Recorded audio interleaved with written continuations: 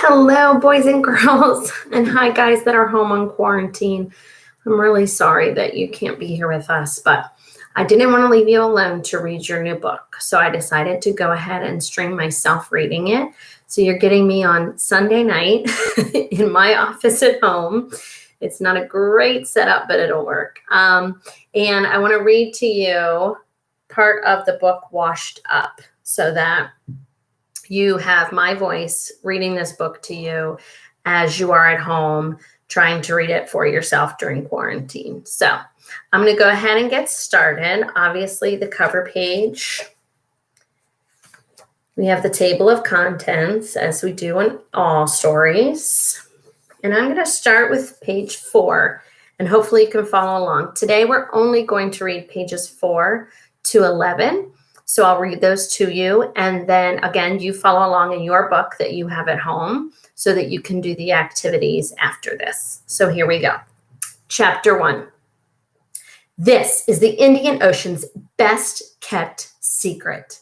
An island so far from civilization, you won't find it on any map. An island untouched by human hands until now. Pop sensation Barry Blue was shouting out the last word of every sentence over the din made by the Channel 16 chopper she was traveling in. She was so excited she found it hard to stay in her seat. What better spot for the biggest, baddest reality show on the planet? Welcome to Washed Up. What Barry Blue said next was drowned out by the wind. Did you get a picture with her? Shen's mother asked, leaning forward in her seat. She looks famous. Shen Lu bit down hard on his tongue. It wouldn't be appropriate to give his mother attitude, but she was clamoring for a photo without even the faintest idea who Barry Blue was. And everyone knew who Barry Blue was. She's a little glamorous for the middle of nowhere, isn't she? Commented Shen's twin sister May. She's not setting foot on the island, silly, said Shen, directing his irritation at her. She's the anchor of the program. Shh, listen. I'm on page 6. Thousands of families vied for the chance to be a part of Washed Up, the planet's most talked about Survivor series, Barry Blue was now saying. And all of our applicants, 3 families, showed that they have what it takes. I have the first contestants, the lovely Lus, here with me now. Smile, hissed Mrs. Lu as the cameras trained on the family, and she posed in a practiced way. The other 2 families, the Walpoles and the Garcias, are traveling by boat to the other side of the island, continued Barry Blue. She had the attention of the cameras again before they zoomed in on the sleek speedboat slicing through the unending turquoise waters far below. 3 unknown environments await these families and 3 survival kits, one with a mosquito net, others with a length of rope, and then there are tarps, matches, and knives for everyone. For 3 weeks, our contestants must rely on themselves and no one else. The winners get a book deal, an around-the-world book tour, and a generous cash prize. But of course, to win, they'll need your votes and they'll need to make it out alive. And they will, right? She winked at the camera. So here it is, the island. Isn't it gorgeous? The island rose up before their eyes, an emerald green sea monster.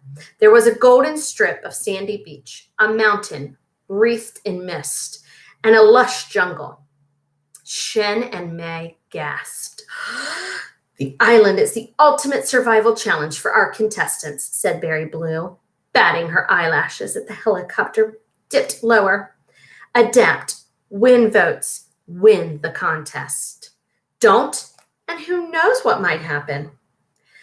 Like she knows anything about survival, muttered Shen, but May silenced him with a look. The cameras were on them now as they alighted on a wind-whipped mountain slope, while Barry Blue waved goodbye wildly. I'm on page 10.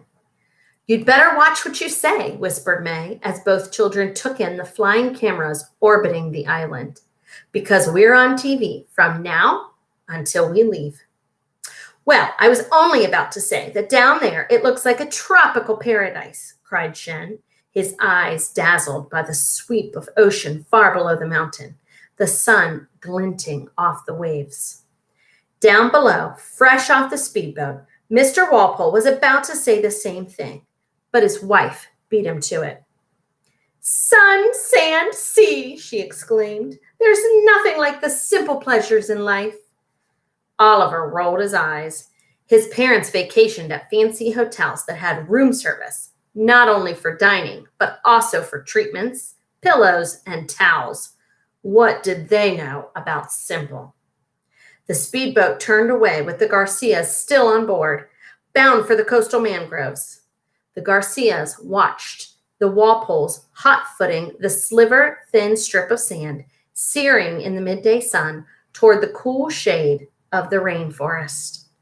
Then their boat rounded a bend, and they were all alone. We're going to stop there for today. I did list some questions that I want you to think about. Go back and double check and look for the answers. See what these three families have to offer. We have been introduced to all three families. We probably at this point know a little bit more about the Liu family than we do the Walpoles and the Garcias, but go ahead and try to pick out whatever information you can about those characters, because you're going to list them in the 3-column chart that you're going to be working on. There are text boxes underneath the 3 names, and you're going to list as much information as you can. And even though it's okay to list basic information like the characters' names, what setting they're found in, I really want you to think about the interactions of the characters, like Shen and his mom and his sister May, Oliver rolling his eyes at his mom and dad, and see if you can find out anything deeper than just that surface information to write down. I'll try and check in with you guys at home, at least through email or maybe possibly a Zoom as soon as I can. And if you have any questions, please let me know. Until then, I will see you for our next little bit of reading tomorrow. Have a great night.